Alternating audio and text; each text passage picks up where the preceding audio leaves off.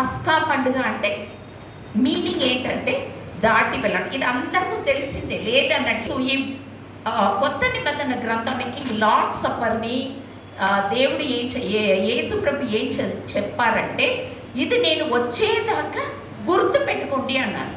పాత నిబంధన గ్రంథంలో కూడా ఇది మీ పిల్లలకు ఇలాగే చెయ్యాలని చెప్పండి అని చెప్తారనమాట. అలాగే ఇప్పుడు కొత్త నిబంధన గ్రంథంలో మళ్ళా యేసు ప్రభు రెండోసారి రావడం వరకు మన దీన్ని గుర్తుపెట్టుకోవాలని మనకు చెప్తున్నారు. ఈ యేసుక్రీస్తు శరీరం, యేసుక్రీస్తు బ్లడ్, రక్తం శరీరము కలిసి ఒక మనిషిగా తయారవుతారు. రక్తం అంటే జీవనం, ప్రాణం అన్నమాట. రక్తము శరీరము కలిసి ఒక మనిషి. మన ఈ కమ్యూనియన్ సర్వీస్ ద్వారా, ఈ ప్రోగ్రాం ద్వారా, ఈ ఫెస్టివల్ ద్వారా ఏం చేస్తున్నాం అంటే, ఆయనని మనం హృదయంలో ఒకే శరీరంగాను, ఒకే బ్లడ్ గాను, ఒకే శరీరం ఒకే బ్లడ్ గాను ఆయనతో మనం కలిసిపోతున్నాం అన్నమాట, యూనియన్ అవుతుంది. సో మనం ఎలా ఉండాలి? మనం ఈ ప్రభురాత్రి భోజనంలో యేసుక్రీస్తు శరీరంతోనూ యేసుక్రీస్తు రక్తంతోనూ, అంటే ఒక మనిషిగా ఆయన మన బాడీలో వచ్చి కలుస్తున్నారనమాట. బైబిల్లో మీరు చాలాసారి విని ఉంటారు, భార్య భర్త ఇద్దరు ఏక శరీరంగా ఉన్నారు అని. అది ఎప్పుడు అంటే వాళ్ళ దాంపత్య జీవితం కొనసాగించిన తరువాతనే ఆ మాట అంటాడు. సాధారణంగా పెళ్లి అయిన వెంటనే, ఒక తాడు కట్టిన వెంటనే వాళ్ళు భార్యాభర్త కాదు. దాంపత్య జీవితంలో కలిసినప్పుడే వాళ్ళు భార్యాభర్తలు, ఒకే మనిషిగా వాళ్ళు ఒకే శరీరంగా కలిసిపోతున్నారు. ఇక్కడ యేసు ప్రభు ఏం చెప్తున్నాడంటే, ఒకే శరీరము అంటే ఒకే మాంసము, ఒకే రక్తంగా మారుతున్నాము మనం ఆయనతో కలవడం వల్ల. ఒకే మాంసం ఒక్కటే కాదు, ఒకే రక్తంతో యేసు ప్రభువే మన హృదయంలో, మన లోపల వస్తున్నట్టు మనం ఇది గుర్తుగా చేసుకుంటున్నాం అన్నమాట. ఎక్సోడస్ దయచేసి నాతో ఇంకా కొన్ని వర్సెస్ ఉంటుంది, దయచేసి చదవండి, మీరు చదవండి. ఎక్సోడస్ 12:14, నిర్గమకాండము 12:14. కాబట్టి ఈ దినము మీకు జ్ఞాపకార్థ దినముగా ఉండాలి. తర్వాత మీరు యెహోవాకు పండుగగా దానిని ఆచరించుకొనును, తరతర వరకు నిత్యమైన కట్టడగా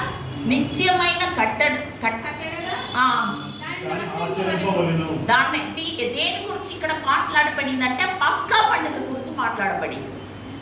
ఈ లార్డ్ సప్పర్ కూడా ఎప్పుడు వచ్చింది, దేనికి కనెక్ట్ అయి ఉంది? పస్కా పండుగ ఆ రోజే జరిగింది, అవునా కదా? పస్కా పండుగ రోజే ఈ లార్డ్ సప్పర్ అన్న ఆ రోజు పస్కా పండుగ ఒక ఉదాహరణగా చెప్పారు యేసు ప్రభు. ఇక్కడ ఎక్సోడస్ 12:14లోను మీ తరతరాలుగా ఇది ఫాలో చేయాలి అని చెప్తున్నారు అనమాట. నెక్స్ట్ మా చదువు. 7 దినములు అది కాదు. Next exodus 12:39. ఎక్సోడస్ అమ్మా ఐగుప్తులో నుండి తెచ్చిన పిండి ముద్దతో పొంగని రొట్టెలు చేసి కాల్చిరి. ఓకే, వాళ్ళే ఐగుప్తుల నుంచి తెచ్చుకున్నారు. వాళ్ళు బయటకు వచ్చినప్పుడు, బాణస్వయం నుంచి బయటకు వచ్చినప్పుడు వాళ్ళు అక్కడి నుంచి పిండినే తెచ్చుకున్నారు. వారు ఐగుప్తులో నుండి వెళ్ళగొట్టబడి తడవ చేయలేకపోయింది కనుక అది పులిసి ఉండలేదు. వాళ్ళు తొందరగా తీసుకొచ్చారంట. సో వాళ్ళు హేస్ట్ అంటారు ఇంగ్లీష్లో. హేస్ట్ అంటే త్వరగా, చాలా త్వరగా ఇది జరిపించారు. ఎందుకు త్వరగా ఇది జరిపించారంటే అది పుల్లగా అవ్వకుండా ఉండడానికి కోసం అలా చేశారు. పుల్లగా ఉండడం, పుల్లగా లేకపోవడం అన్నది ఎందుకు పుల్లగా ఉండకూడదు అంటే, మనం ఈ ప్రభురాత్రి భోజన ప్రోగ్రాంలో కూడా మనం పుల్లటి బ్రెడ్ మనం తినకూడదు. అంటే ఏంటి, మనం పాపం లేన వాళ్ళుగా ఉండాలి. ఇది పార్టిసిపేట్, దీంట్లో పాలు పంచుకున్నప్పుడు మనం కూడా ఎటువంటి పాపం లేకుండా మనం దాంట్లో పులుపు లేనిది అంటే ఏంటి, పాపం లేని మనిషిగా దీంట్లో పార్టిసిపేట్ అవ్వాలి. అంటే నేను ఇప్పుడు అడగవలసింది ఏంటంటే, మీలో ఎంతమంది పాపంలో ఉండి ఇక్కడ వచ్చారు అంటే, గుడికి బయలుదేరి రెడీగానే వచ్చేసాం, కానీ ఇంటిలో రావడానికి ముందు ప్రేయర్ చేసుకొని నా పాపాలను క్షమించుండే, నా పాపాలు ఒక్కొక్కట పాత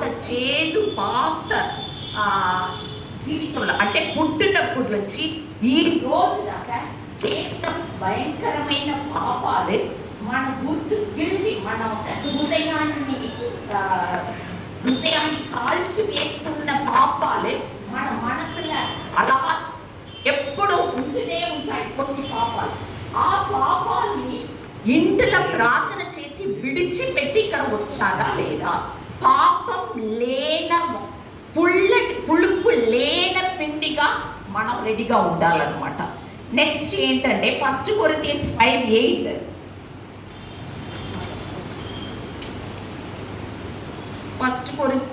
1 కొరింథియన్ రాసిన పత్రిక 5:8.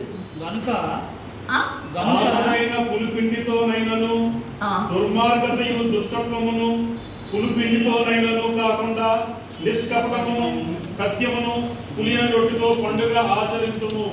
సో దేంతో పుల్లటి చెడు పాపంతో కాకుండా ఇక్కడ ఇచ్చిన బ్రెడ్ ముక్కలు కానీ, ఇక్కడ ఇచ్చిన బ్లడ్ అంటే ద్రాక్ష రసము కానీ మనం ముట్టుకోలేము, మనం ముట్టుకోకూడదే.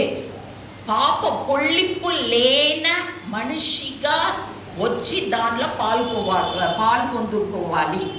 ఓకే, నెక్స్ట్ లూకా 22:19-20. లూకా 22:19-20. ఆయన గిన్నె ఎత్తుకొని కృతజ్ఞతాస్తులు చెల్లించి, మీరు దీన్ని చేసుకొని మీలో పంచుకొనండి. ఇక మీదట దేవుని రాజ్యం వచ్చే వరకు నేను ద్రాక్షరసము త్రాగని మీతో చెప్పుచున్నాను.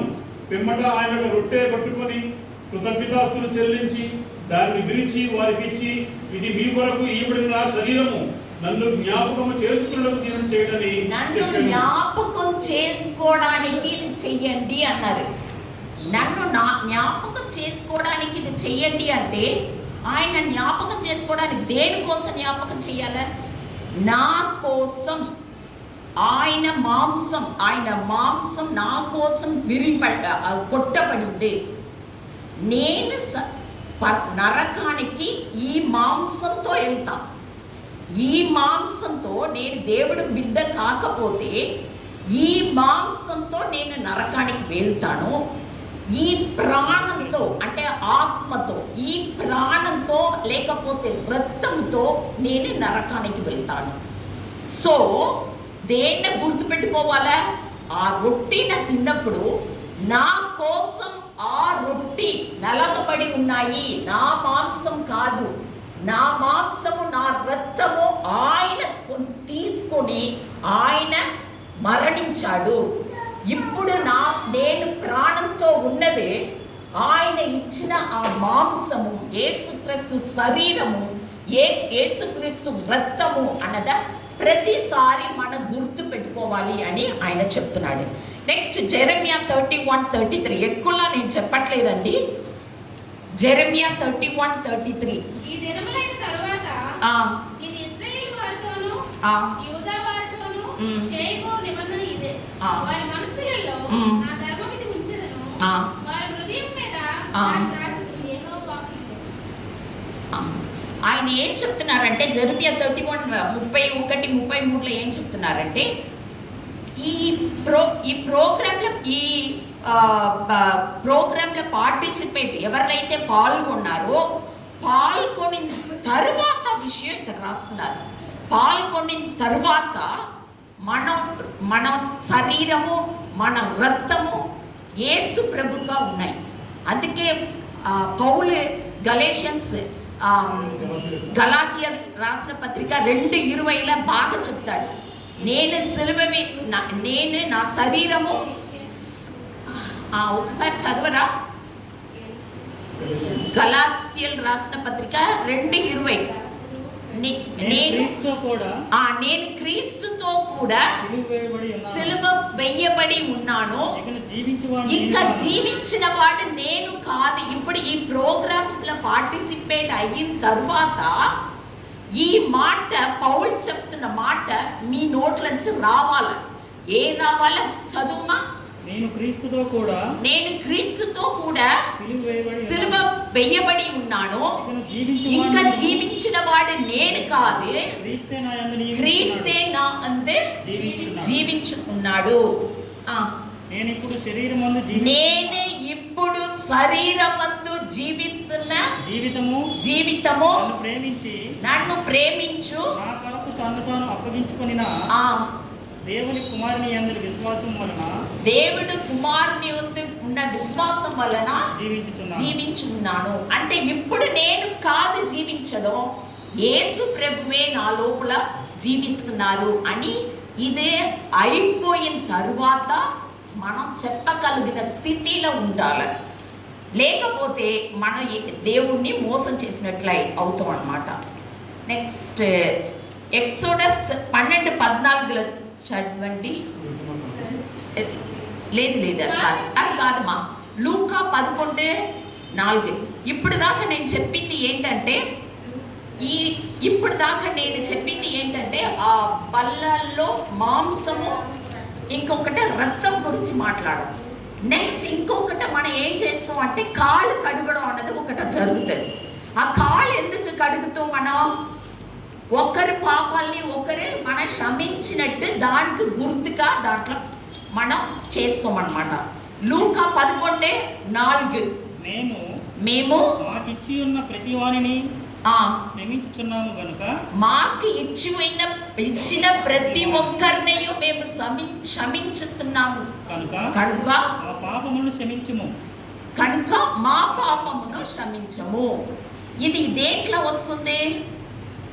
Lord's Prayer. ఆ లార్డ్స్ ప్రేయర్ తెలుగులో ఏంటి?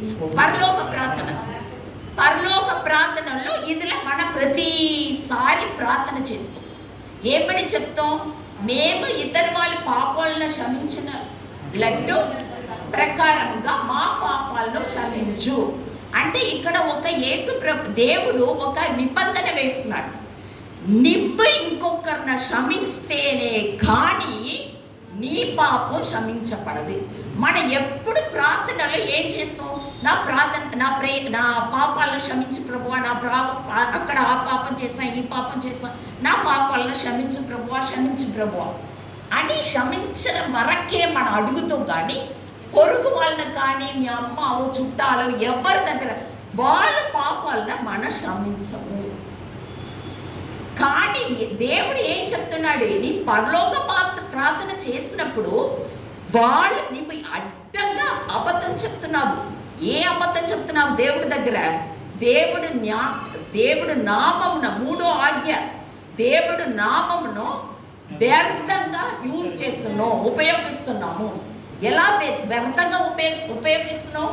నేనే దేవుడి దగ్గరే అబద్ధం చెప్తున్నాను. నేను వేరు వాళ్ళు పాపాన్ని క్షమిస్తున్నట్లు మా పాపాన్ని క్షమించు ప్రభువా.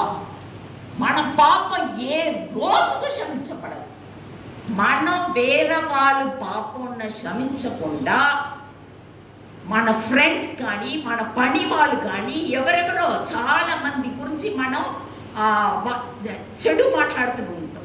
కానీ వాళ్ళు పాపాలను మనం క్షమించిన తరువాతనే లోపలికి రావాలి.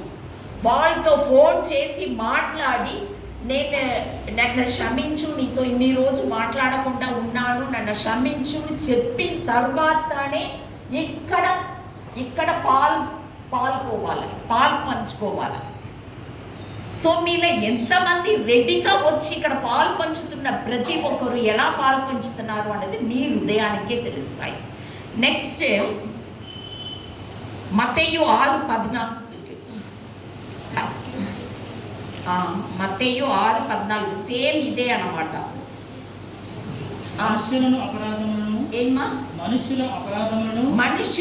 అపరాధములు మీరు క్షమించిన ఎడల మీ పరలోకపు తండ్రియు మీ పాపముని క్షమించడు. ఎప్పుడు ప్రార్థనలో నా పాపాన్ని క్షమించు ఎక్కడ క్షమిస్తారే? మన ఎవరు పాపాన్ని క్షమించట్లేదు.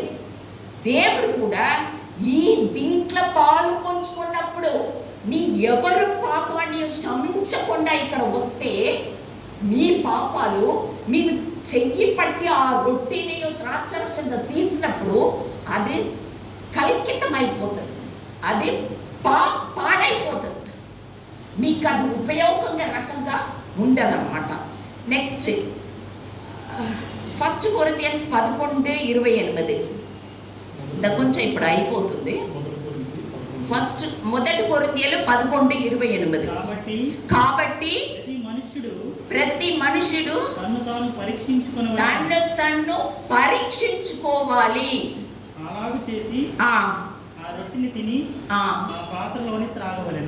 అలా చేసి పరీక్ష చేసిన తర్వాతనే దాన్ని ముట్టుకోవాలి. అది ఎంత డేంజర్! ఈ బల్ల మీద ఉన్న రొట్టెయు ఆ ద్రాక్షరసము ఆ రక్తము చాలా డేంజర్. దాన్ని మన ఈజీగా వచ్చి తెల్ల బట్టలు మాత్రం వేసుకొని వచ్చి మన హృదయంలో పవిత్రత ఉన్నాయి అన్న అనుకొని పవిత్రమైన దాన్ని ముట్టుకుంటే అది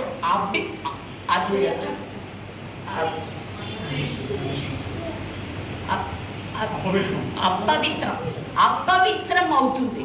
అంటే ఆ అపవిత్రమైనది మీరు తింటే, ఇప్పుడు చెడు మాంసం చికెన్ పాడైపోయిన చికెన్ మీరు తింటే ఎలా ఉంటుంది? విరోచనాలు పట్టుకుంటుంది, మీకు ఆరోగ్యం పాడైపోతుంది. సేమ్ అలాగే అపవిత్రం మీరు ముట్టుకున్నప్పుడు అది పాడైపోయి అది మీ నోట్లో వెళ్తే అది కూడా మీ ఆత్మీయ ఆరోగ్యానికి అది మంచిది కాదు. 11:29 చదువుమా. 29 11:29 ఇంకొక్కటే ఉందండి అంతే. ప్రభువు శరీరమని వివేచింపగా తిని త్రాగువాడు తనకు శిక్షావిధి కలుగుటకే తిని త్రాగుచున్నాడు. అది తిని తాగుతుంది. 29 చదవమా. అది శిక్షావిధి పొందడానికే దాన్ని మీరు ముట్టుకుంటున్నారు. మీరు మీ వాళ్ళ పాపాన్ని ఒప్పుకోకుండా, పాపాలను క్షమించి వాళ్ళతో మాట్లాడకుండా, వాళ్ళ మీద కుతంత్రాలు అన్ని ఉంచుకొని ఇది వచ్చి ముట్టుకుంటే మీకు శాపం తప్పదే. 30th last 30. ఇందువలనే మీలో అనేకరు బలహీనులు రోగులుగా ఉన్నారు. చాలా మంది నిద్రించున్నారు. మీరు అనుకోవచ్చు, మన ఇది పాల్గొని వెళ్ళి ఇదే లాస్ట్ అయిపోయింది. మీరు అనుకోవచ్చు, మాలో ఎవరికి ఇది తినింది ఇంటికి వెళ్ళిన తర్వాత విరోచనాలు రావట్లేదు, జబ్బులు రావట్లేదే, అలాగే ఏ ప్రాబ్లం లేదు, మేము నిద్రించట్లేదు అంటే మేము చనిపోవట్లేదు అని మీరు చాలామంది అనుకుంటున్నారు. కానీ ఈ గుడికి బ్యాప్టిజం తీసుకున్నప్పుడు మీరు ఎలా ఉన్నారో అలాగే ఈ రోజు దాకా ఉన్నారు. మీరే ఆత్మీయంగా నిద్రలో ఉన్నారు. ఎన్ని వాక్యాలు ఈ పుల్పిట్ మీ నుంచి వచ్చినా సరే మీరు నిద్రలోనే ఉంటారు. మిమ్మల్ని ఎవ్వరూ లేపలేరు. ఎందుకు? అపవిత్రంగా దీన్ని ముట్టుకోవడం వల్ల దేవుడు మిమ్మల్ని పైక స్థానంలో ఇక్కడ వచ్చి దేవుని వాక్యం చెప్పగలిగిన ఒక మనిషిగా మిమ్మల్ని తయారు చేయలేకపోతున్నారంటే దానికి కారణం మీరు బలహీనంగాను, మీరు రోగిగాను, మీరు నిద్రలను ఆత్మీయ నిద్రలోను, ఆత్మీయమైన జబ్బుతోనూ, ఆత్మీయమైన బలహీనతోనూ మీరు ఉన్నారు. ఇప్పుడు ఇలా బయటకి లోకానికి బలంగా ఉండవచ్చు. బైబిల్ విషయంలో చూస్తే మీకు బలనే రాదు, మీ నిద్రలోనే ఉంటారు. దానికి కారణం ఏంటంటే దాన్ని అపవిత్రంగా ముట్టుకోవడం. దయచేసి మీ చుట్టాలే, మీ ఇరుగు పొరుగు వాళ్ళే, మీ ఆఫీసర్లు ఒకరికి చేసిన పాపాలను క్షమించుకొని మీరు దీంట్లో దేవుడితో మనం ఒకే శరీరంగా, ఒకే ఆత్మతో ఉన్నట్టు ఫీల్ అయ్యి మనలో నేను కాదు ప్రభువా, క్రీస్తే నా ముందు ఉన్నాడు అని చెప్పే అంత స్థితిలో మీరు ఆలోచన చేసి మీ పాపాలను ఒప్పుకుంటే దీంట్లో పాల్గొనమని కోరుతున్నాను. సారీ, నాకు తెలుగు సరిగ్గా అస్సలు రాలేదు, క్షమించండి. మీ అందరికీ మా కుటుంబం తరపున నా హృదయపూర్వక వందనాలండి. కారణం ఏంటంటే ఇంచుమించు 3 సంవత్సరాలు అయిపోయింది.